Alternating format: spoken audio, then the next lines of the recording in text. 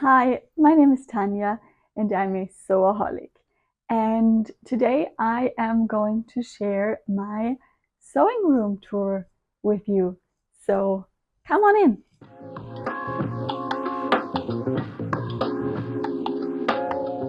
So this room in our flat is a multifunctional space and it houses my ironing board right here. Then we have my partner's workspace, and this is also where I cut my videos. Then we go further into the room. We have a little IKEA unit right here that I also have some sewing stuff on there. And then we have my home office station here. I work from home all day, every day, so this is where the work magic happens. And then if we turn around, this is my sewing space. And I am super grateful to have it. It is not a full room, but I think having a space where I don't have to put my machines away all the time is amazing. I didn't have that in my flat before. So I am super happy that I have a little sewing space right here. And I will go into a bit more detail about the space right now. Okay, so let's have a closer look at my sewing table. This one is, or I think all of the furniture pieces here are from IKEA. And I have my two sewing machines set up on here all the time. This is my brother sewing machine. I think I need to update this one soon. And this is my serger or overlocker.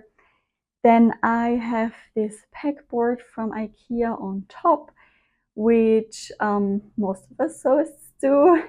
Here are all my my scissors and my rotary cutter. Then here are my smaller scissors, my thread snips. I have a few little sewing cards and a cross stitch that I did. I've written my measurements down on here.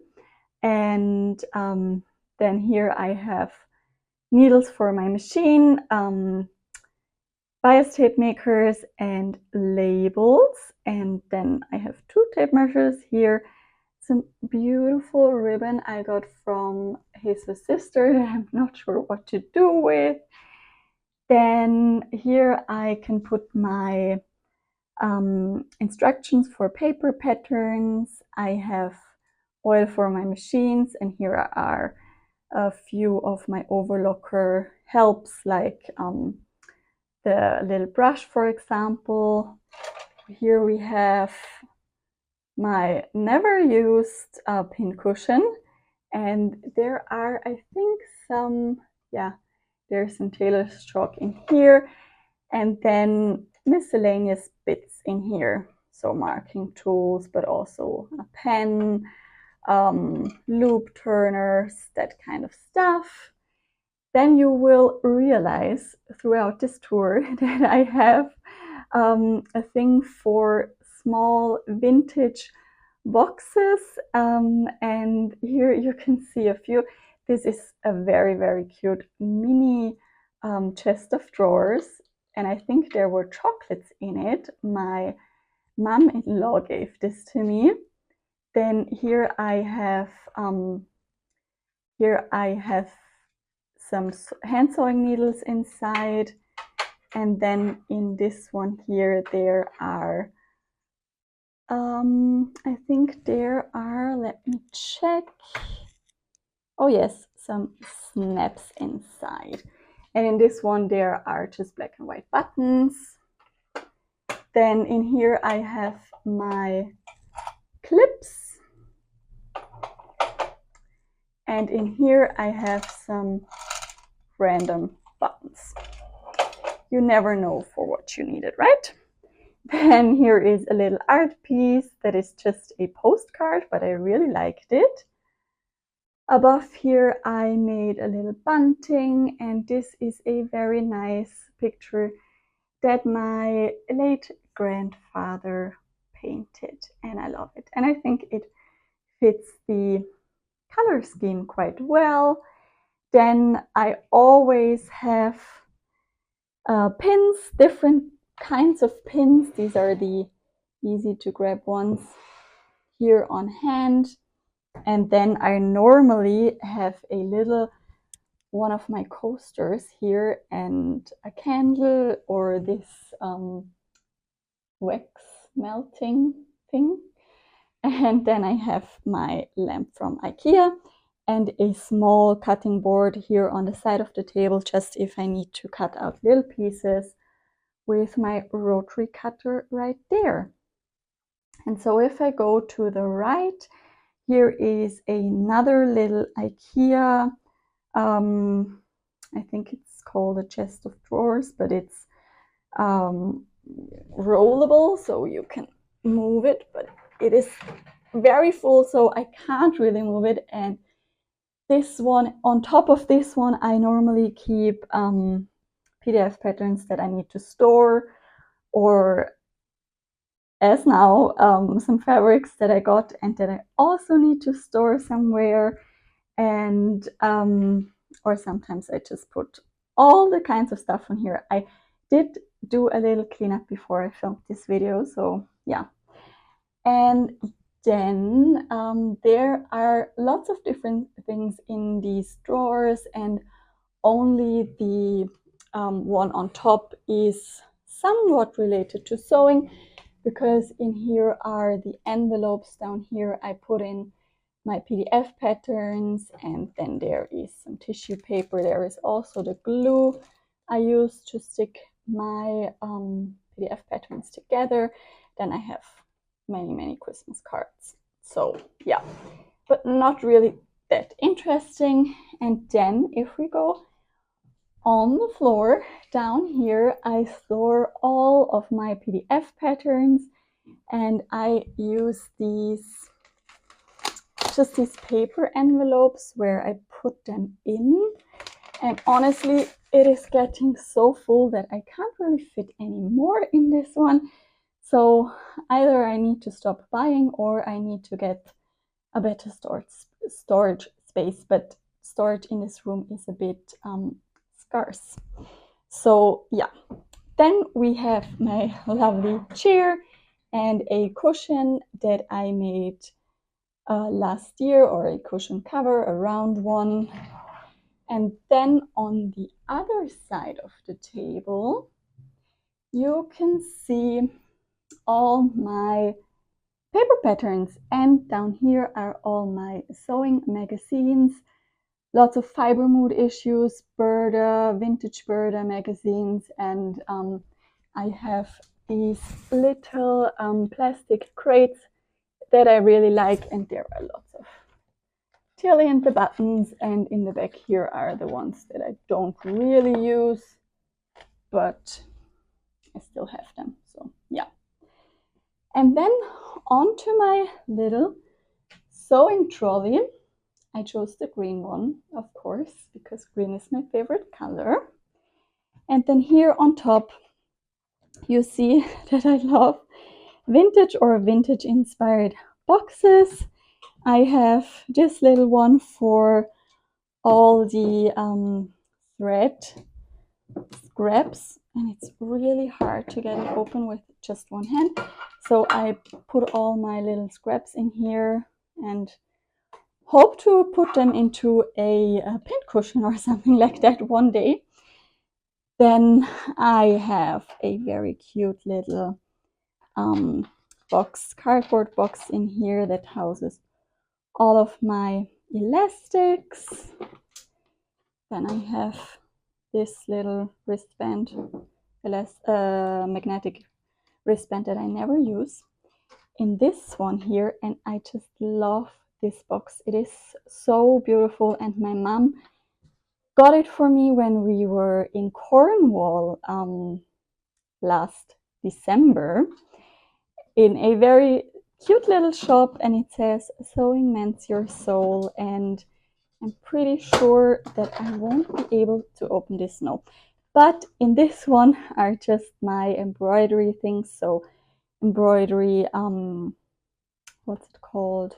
Thread and needles and that kind of stuff. And then here on the side, I have some more big elastic, big amounts of elastic. I have some bias tape, and then I have ribbing for 2 of my upcoming projects. I have my thread spool holder here and my pattern weights here. Okay, so if we go one down, here is a little fabric storage bag, box, container, whatever that I made, and in here are all my interfacing scraps that I probably use for smaller things.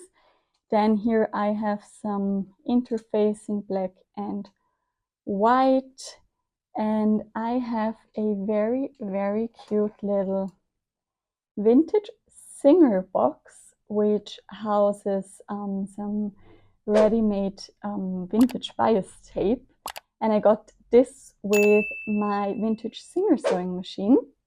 And then here in the back, I will just turn it around, we have my tailor's hem and a few different rulers.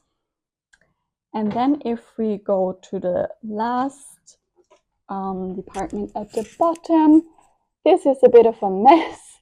I have this punch hole thing. Then I have, what is this? This in here are some buttons, more buttons. In here are some pins, and these are like the hair barrettes, I think they're called, for hair bows. There is my cat. Then I have, in this one, I have ribbons. Then we have the notebook that I write down what I have sewed, some old tracing paper that I found either at my mother-in-law's place or my mom's place. And then here I have my Overlocker threads, and this is a very cute little storage bin that my aunt made for me for my birthday. Then in between my sewing space here and my workspace here, we have a clothing rack, and I got this one from Amazon, and it is not the most practical one, but it was cheap and cheerful. And I normally just have all my latest projects on here, or I do it like this if it's the colder season or we're going into autumn. I just put all the things that make me feel autumny on here, because this I basically made in spring, but I still keep it here because I love it so much. It inspires me, and so I keep it here. And then if we go down here, we have a box full of thread spools. You can probably see it here. Then we have this super cute mini vintage sewing machine, and I think this one theoretically works, but I don't know how to thread it. I just think it looks super cute. So it sits here, and it fits this beautiful vintage box from the 1920s perfectly. I got this off of Willhaben, which is similar to Facebook Marketplace. And in here are lots of zippers that are, some of them are new, some of them are vintage old gifted to me, but I keep them in here. And then I have these project bags down here. They're just off of Amazon, and this one is filled with different kinds of stuff that I'm not sure is going to be sewn up, and the other ones are just empty at the moment. But yeah, this is my little sewing corner, I call it. And now I will turn around, and here you can see this is where I iron, and behind this big what is it called, wardrobe, I have my big cutting mat that I got for Christmas because it is super big and it doesn't fit anywhere else. And I will quickly show you what is in this cupboard or this wardrobe that is related to my sewing. Okay, so excuse the mess in here. There is lots of different things, just paper for our printer, for example, but there is my second iron. This one is our old one, but it is better for ironing on interfacing. And then down here I have my tracing paper. I have a roll of velvet fabric that I got from a flea market behind there. Then in here is all different kinds of technical equipment, like a ring light for filming and that kind of stuff. And if I take this one out, there in the back is a sloper pattern. And then in here I have just a shoebox full of, and I know the light is very bad, but it is a shoebox full of zippers and thread spools that I got from a lovely family friend whose mom doesn't need it anymore. And that's basically what is in this cupboard. Then when we come to this corner of the sewing room, it is opposite my workstation. This is also an IKEA unit.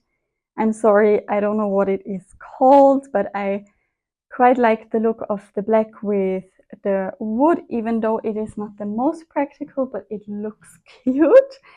In here is all my fabric scraps that are too small to make garments out of.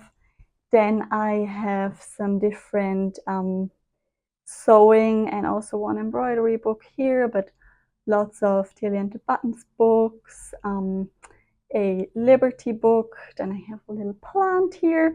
This is filled with my partner's technical stuff, I think. Then here we have my beautiful Singer vintage sewing machine that is from the 1950s.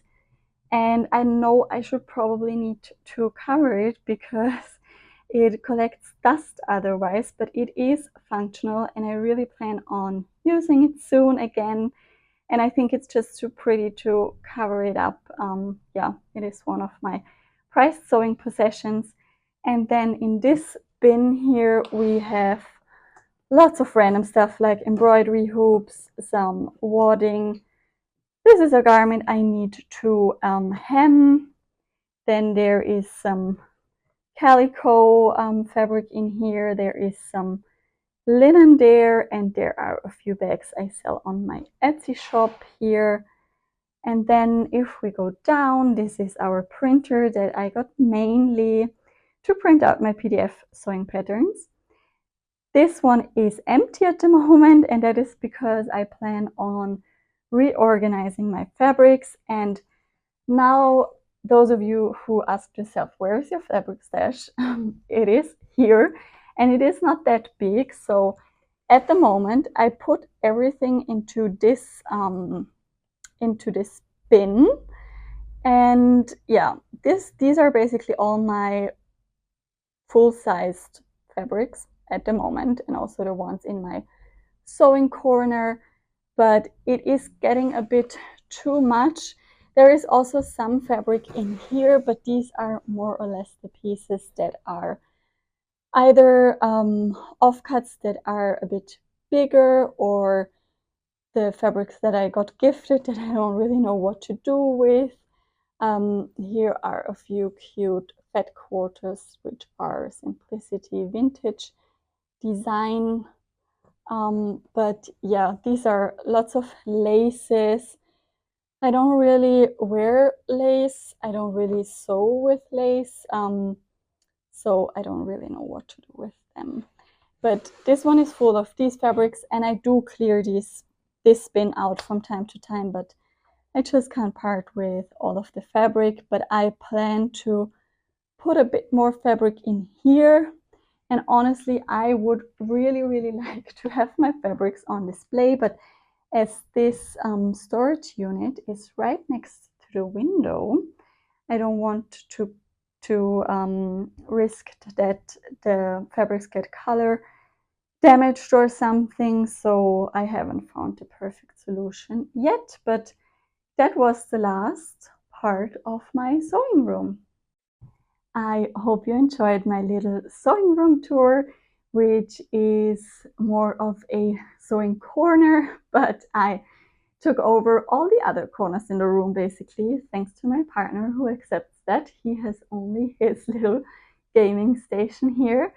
But sorry also for the bad lighting. I'm filming on my smartphone and it is just not the best quality, and light is changing quite a bit today, and I really don't know how to handle that on my smartphone, but I think you can see what I mean.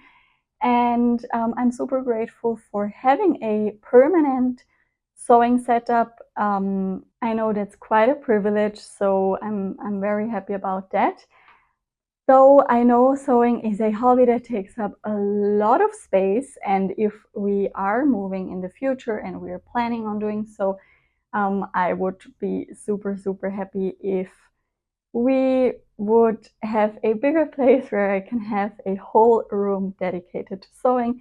Housing is very expensive in Austria, and especially in the region where I live, so I don't know how realistic this is, but one can dream. And yeah, I hope you enjoyed seeing how I sew, where I sew, and tell me in the comments down below how your sewing space looks like. Is it a room?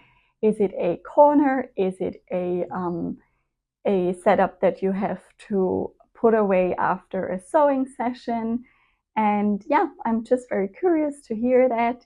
And if you like the video, as always, please give it a thumbs up, subscribe. It is totally free. And come by more often. I would really like to have you around here. So take care, guys. Bye.